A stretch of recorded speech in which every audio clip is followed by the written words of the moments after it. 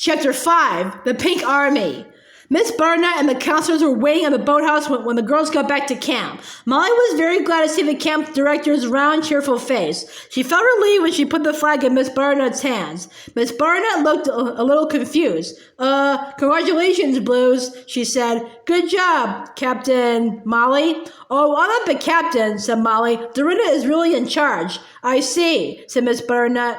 She looked over at Dorinda, who was sulking. Well, Miss Butternut said briskly, you can tell us the whole exciting story later. But right now, I think everyone on both teams should report to the dining hall for a celebration. Ice cream cones for everyone. Hooray, ice cream, shouted the girls. They ran up the hill to the dining hall. As Molly was scooping ice cream into her cone, Miss Butternut said, the counselors and I saw most of what happened, but we don't know why it happened that way. Perhaps you can tell us how it is that you ended up capturing the flag, Molly.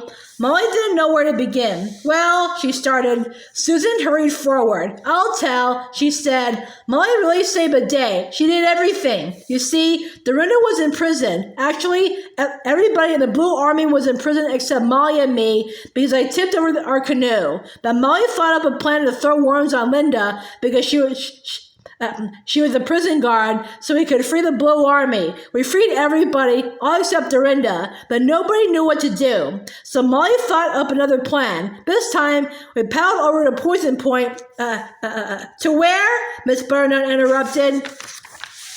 She sounded worried. To Poison Point, Susan said. We climbed. Wait, cried Miss Butternut. She jumped up and stood on a chair. She blew a blast on her bugle and waved her other arm wildly.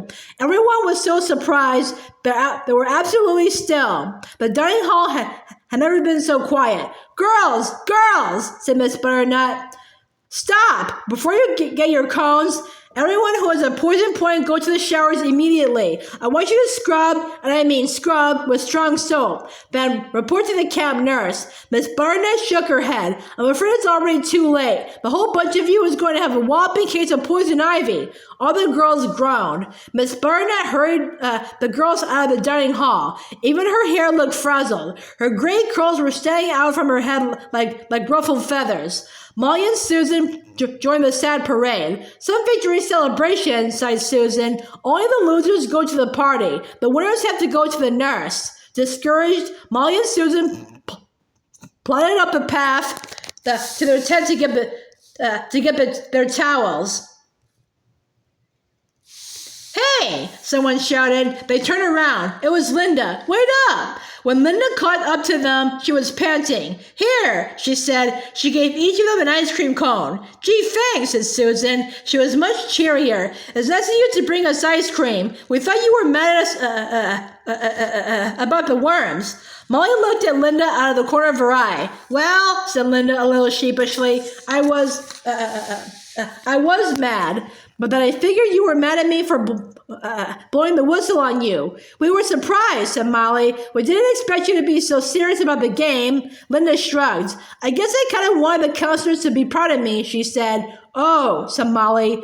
Well, if you ask me, it was a very mixed-up day. No one acted normal, said Susan. She had a dab of ice cream on her nose. You were so serious we had to throw worms at you. I spent the whole day in a canoe. And Molly swam underwater, even though no one asked her to. Linda turned to Molly. No kidding? She asked. You swam underwater? Yes, said Molly. I did. Gosh, said Linda, but you do deserve to win the color war. Molly grinned. I don't think anybody really won this war. I'm just glad it's over. Me too, said Linda. Me too, said Susan. Now we can all have fun together like before. Yes, said Molly. I don't want to be a red or a blue or any other color ever again. But by the next morning, Molly, Susan, and almost everyone else at Camp Gowonagin wasn't another color. Poison ivy pink.